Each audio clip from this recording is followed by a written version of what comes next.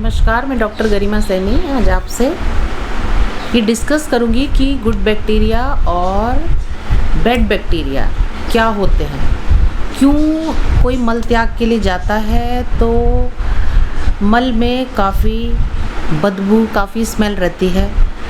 आपने देखा भी होगा, फैमिली मेम्बर नाक बंद कर लेते हैं कि इसको मल त्याग के टाइम बड़ी स्मेल आती है।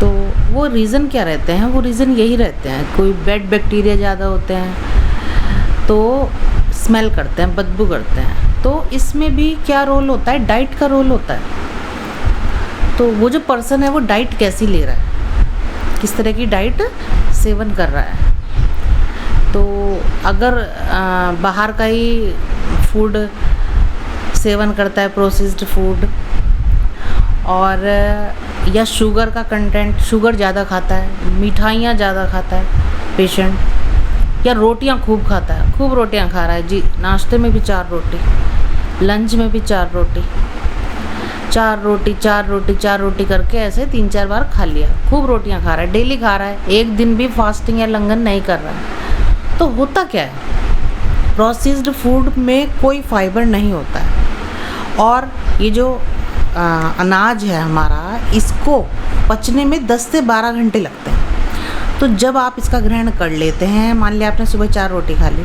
10 से 12 घंटे उसको पचने में लगने हैं, लेकिन दोपहर को फिर आपने 2 बजे सोचा कि लंच है, चलो खा लेते हैं, भले ही भूख नहीं थी, फिर 4 रोटी खा ली। तो जो पिछली पड़ी हुई 4 रोटियां हैं उनको तो पचने का टाइम ही नहीं मिला है, तो वो ऐसी दब गई, नेक्स्ट 4 रोटियों के ऊपर दब गई, फिर और खा लिया, फिर नेक्स्ट डे फिर खा लिया, फिर खा लिया। तो इस तरह करके लेयरिंग जो थी वो इंटेस्टाइन में चढ़ती चली गई। एक जैसे ये रूम हुआ, रूम की चारों तरफ दीवारों पर चिपक जाए गंदगी, इस तरह इंटेस्टाइन आंतों पर, पेट पर, इस तरह से क्या हुआ, वो जब पचने का टाइम आया तो पचा नहीं पाई, वो अधूरा ही रह गया डाइजेशन, क्योंकि खाना इतना ज़्यादा था, इतना ओवरलोड हो रहा था मामला कि स्पेस ही नहीं है पचाने का। तो वो सब दीवारों में क्या हुआ है, चिपक गई है गंदगी। तो वो गंदगी की भी लेयर टू लेयर बनती चली गई। अब बताइए, आप डेली खा रहे हैं, एक दिन भी अपने लीवर को, मैंने इसलिए फास्टिंग की बात कही थी कि फास्टिंग कितना इम्पोर्टेंट हो जाता है। कितना आप लाइट डाइट लेंगे तो आपका लीवर थोड़ा रिपेयरिंग प्रोसेस करेगा, थोड़ा पचाने, उस आहार को पचाने की कोशिश करेगा जो सड़ा पड़ा है। अब जब खाना सड़ रहा है चारों तरफ दीवार में आंतों की, तो उसमें वायरस, बैक्टीरिया पनपते हैं, गंदे वायरस, गंदे बैक्टीरिया। तो ये जो बैड बैक्टीरिया होते हैं ये आपके मल में स्मेल करते हैं। देखा होगा आपने, जब भी कोई जाता है या बच्चे ही जाते हैं तो उनके मल में काफ़ी स्मेल आती है, काफ़ी बदबू आती है। तो उस बदबू को रिमूव करने के लिए सबसे पहले तो बच्चे जो छोटे होते हैं एक्चुअली हाइजीनिक कंडीशन नहीं फॉलो कर पाते हैं, तो आपको बच्चों को ये सिखाना चाहिए कि बच्चों हैंड वॉश करना है, ये सब करना है। तो बच्चों के लिए तो थोड़ा हाइजीनिक कंडीशन पर हम ध्यान देंगे तो ये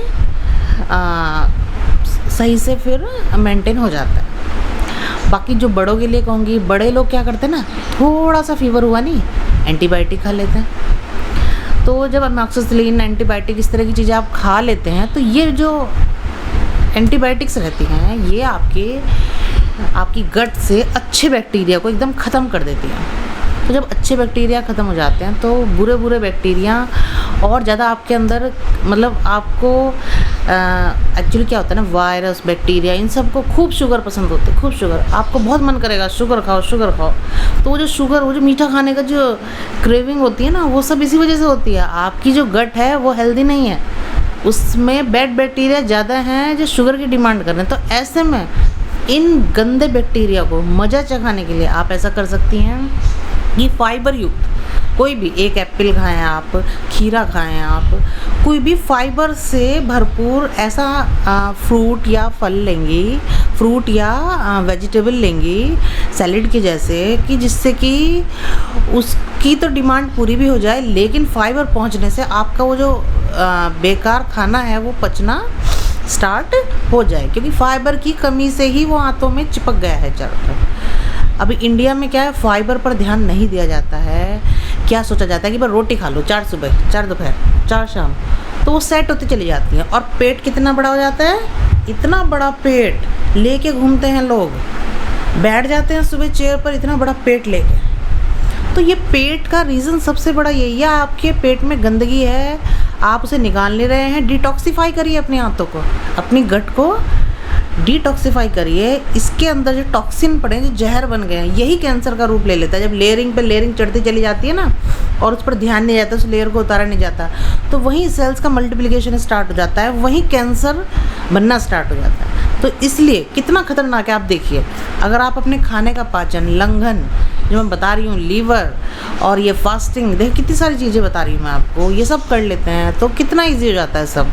आप काफ़ी सेफ हो जाएंगे, काफ़ी ज़्यादा मुश्किलों से बच जाएंगे। तो यहाँ एक बात हो रही थी अच्छे बैक्टीरिया की, गुड बैक्टीरिया और बैड बैक्टीरिया। फ्रूट क्या होता है, 3 घंटे में डाइजेस्ट हो जाता है, और ये जो सब्जी वगैरह रहती हैं, हरी सब्जियाँ, ये सब 6 घंटे में डाइजेस्ट हो जाती है। लेकिन अनाज क्या होता है, 12 घंटे लेता है। तो यही मैं कहती हूँ आपसे, हम्बल रिक्वेस्ट करती हूँ कि आप अनाज को थोड़ा, रोटियों को थोड़ा कम करिए। जैसे कि सुबह आप प्रोटीन लीजिए, दोपहर में लीजिए आप, या तो चावल लीजिए, कोई भी एक अनाज लेंगे आप, और शाम में फिर दोबारा से आप हल्का लेंगे, वो भी 7 बजे से पहले पहले।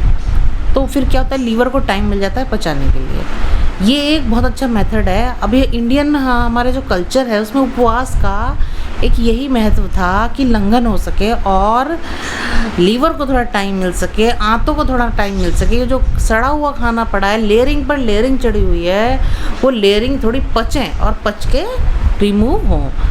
अब क्या करेंगे आप, जब भी फास्टिंग करेंगे या उपवास करते हैं पूरे दिन का, नींबू पानी पी सकते हैं, और ये फ्रूट जूस पी सकते हैं, अगर वेजिटेबल जूस पी सकते हैं, ये सब ले सकते हैं। मतलब लिक्विड आप ले सकते हैं, सूप पी सकते हैं मूंग की दाल का, लेकिन सॉलिड आपको ग्रहण नहीं करना है। आपको फास्टिंग का टाइम देना होगा अपनी बॉडी को, तभी जाके गुड बैक्टीरिया और बैड बैक्टीरिया, ये जो है अच्छे बैक्टीरिया बनने शुरू होंगे जब आप फाइबर खाना स्टार्ट करेंगे। आप हमेशा ये गैस पर बना हुआ ही खा रही हैं, कुछ फाइबर वाला ऐसा खा ही नहीं रही हैं जिससे कि आंतों को थोड़ा पचाने का टाइम मिले, पचे खाना। तो ये लेयरिंग जो चढ़ी हुई है ना आंतों पर, इसको उतारना बहुत टफ काम हो जाता है बाद में। तो क्यों चढ़ने दे रहे हैं आप इसको, लेयरिंग लेयरिंग लेयरिंग, चढ़ने मत दीजिए। अब देखिए क्या होता है, जब वहाँ आंतों पर इतनी लेयरिंग हो जाती है, फिर क्या होता है, हार्ट, लीवर, किडनी, इन सब पर भी जमना शुरू हो जाता है फैट।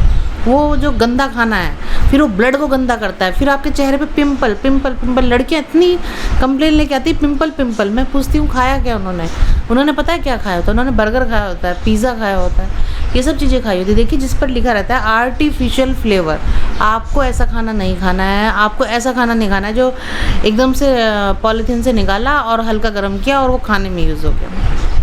पैकेट फूड, डब्बा फूड, ये बिल्कुल नहीं खाना है, बहुत ख़तरनाक है, कैंसर कॉजिंग है ये। इनको तो बिल्कुल भी नहीं खाना है आपको, इनमें कोई फाइबर नहीं है, ये केवल आपकी इंटेस्टाइन को बर्बाद करने के लिए आए हैं। इनको आप त्याग दीजिए, त्याग बिल्कुल। आपको घर का, अपने घर का ताज़ा बना हुआ खाना खाना है, और फाइबर उसके साथ में लेना है। और साथ में आप मट्ठे का सेवन कर सकते हैं, उसमें भुना जीरा डालें, काला नमक डालें और उसका सेवन करें।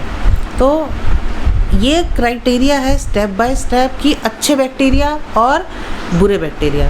तो जिसकी भी मल में इस तरह की स्मेल, आप समझ लीजिए उसके आंतों की कंडीशन क्या चल रही है, उसे आप सलाह दें कि भाई डाइजेशन आपका गड़बड़ है, आपको थोड़ा लंघन करना होगा, थोड़ी फास्टिंग करनी होगी, थोड़ा डॉक्टर की सलाह लेनी होगी, क्योंकि हमें नहीं मालूम है क्या कर क्या रहा है। मेरे पास एक पेशेंट था, वो पेटी पेटी भर के मैगी की मंगाता था और 3 टाइम मैगी खाता था, सुबह दोपहर शाम।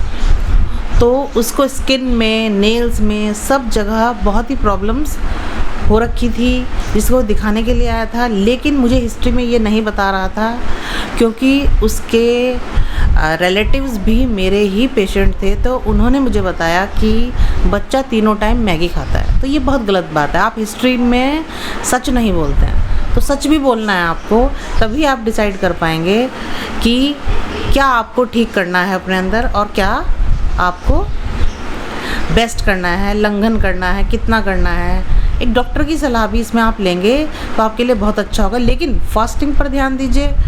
और ये देखिए बदबू आ रही है तो देखिए मामला गंभीर है, लेयरिंग है, आंतें आपकी बिल्कुल भी साफ नहीं है। फाइबर आपको लेते रहना है, टाइम देना है लीवर को।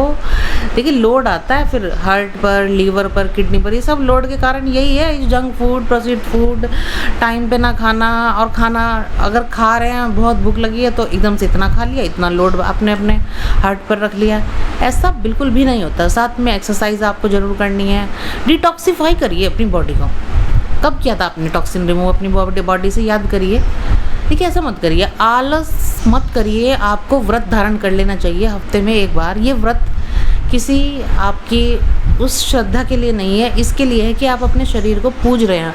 अपने शरीर को पूजनीय बनाने के लिए, इसकी रक्षा करने के लिए आपको व्रत लेना है। ये सोचकर आप व्रत रखिए और उसमें कुछ मत खाइए। अगर खाएंगे तो लिक्विड पार्ट आप लेते रहिए कुछ भी, लेकिन सॉलिड आप नहीं लेंगे।